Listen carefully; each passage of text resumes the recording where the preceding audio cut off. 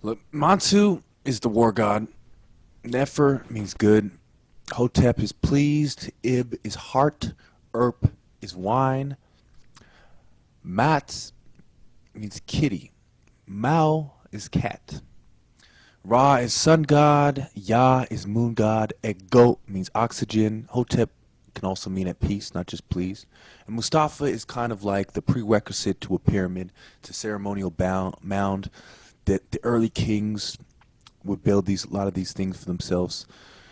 And the first king is Narmer Menzies, first pharaoh, first dynasty of Egypt, and he founded Memphis. Then not long comes in the third dynasty you have Zoser, who's given credit for making the first pyramid, and Imenhotep, Imenhotep, is given credit for helping him make that. And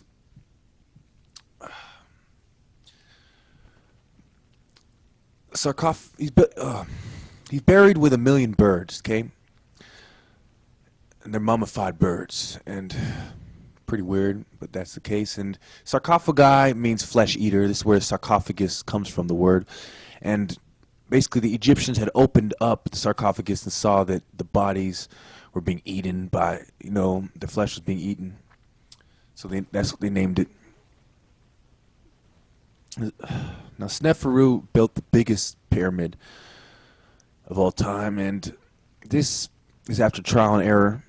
And the first pyramids, he was building these pyramids, and he stopped on almost when he was almost finished when he realized the angle was wrong, and so he eventually gets it right, and he builds the largest pyramid. Now the boats sailing on the Nile, if they had their sail up, it meant that they're going to Nubia or going south on the Nile. If they had their sail down, they're going up, and they're using the rows and the current to go up because the Nile flows south to north. Okay.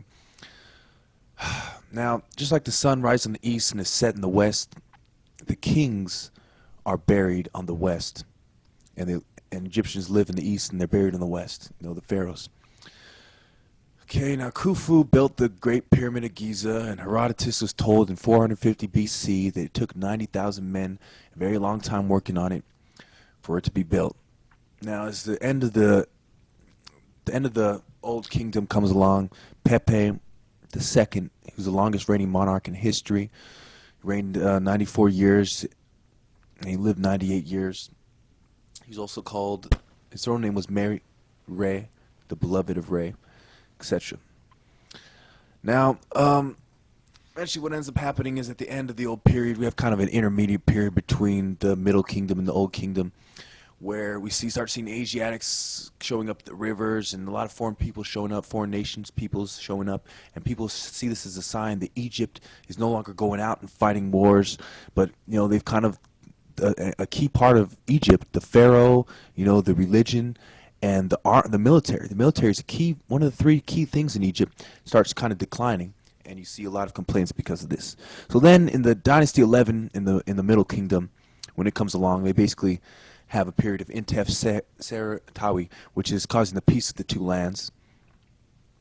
Okay, and we see the Mantu Hoteps struggling, to get a hold of power, and the 13th and 14th dynasties overlap, and then we go to the 15th dynasty, where the Hyksos kings. Hyksos means foreign kings. Okay, there's no question what these people were not from there. They're foreign kings, and they settle in the Delta, and they worship Set. And they adopt Set, and they worship the Baphomet with a goat head and a tail with a forked tail. This is where we get the idea of a demon.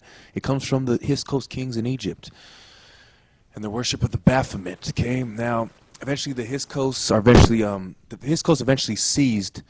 Under siege, not seized, but under siege, and by a guy named Chamos, who, when the Hyksos attempt to send a messenger to the Nubians, Apophos attempts to send a messenger to the Nubians to get help, Chamos intercepts that message, and he continues the siege, and he's about to win the Hyksos, but he dies during the siege, and his brother Amosi the First ends up finishing the siege and expelling the Hyksos. Okay, so in the New Kingdom, we see a period of truth, justice, and divine order. That's what they call it in their language. That's what they label it. A period of Mats, and where Ahmose the first comes, and Amenhotep the first, and Tutmosis, then Tutmosis the second, and Hatshepsut, who, when her husband dies, declares herself a king and is buried in the Valley of the Kings. This is just the beginning of a bunch of heretical moves on this bloodline. When you see Amenhotep the third comes in,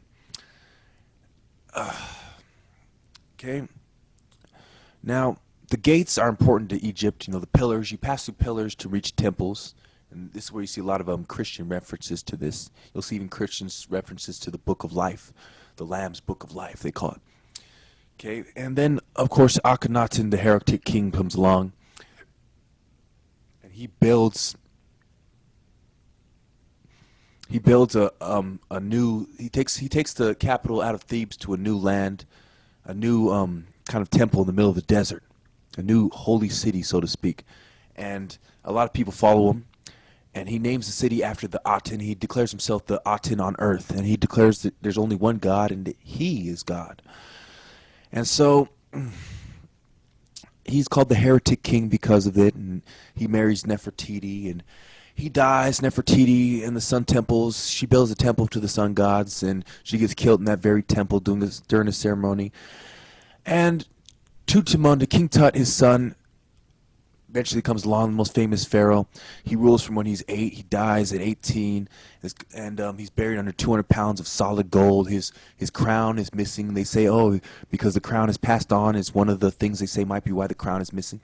But they don't know why the wand is missing. Besides, they say grave robbers took it. I believe that maybe the archaeologists took it. The reason why some of these things are missing is not just because of graveyard robbers, but because of archaeologists. Okay, so then his kind of advisor, he's a commoner.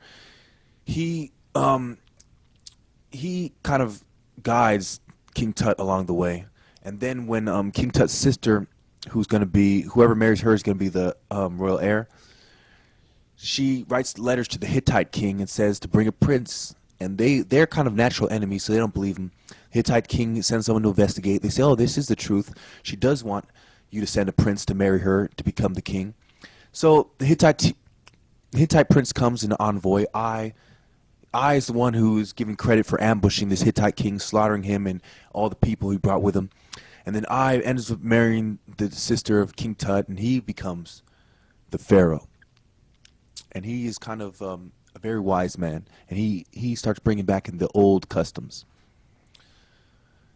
And he starts undoing a lot of what Akhenaten did, you know. He's one of the people who had stayed in Thebes. He'd stayed in the capital when Akhenaten had left. So then we get Ramses and Seti the first and Seti the second, etc. We get all these other guys. They start coming in, the lines of Ramses, the lines of Seti. These people who worship Set. That's why they're called Seti, after the god Set. And we have a period where the Libyans come in, and I'm going to discuss the Libyan and the Nubian dynasties in the next video. Okay, it took me a lot to upload this video. I actually made this video several times. YouTube was not letting me publish it, and I wouldn't recommend for other people to make videos. I know it had me very upset at YouTube. And we're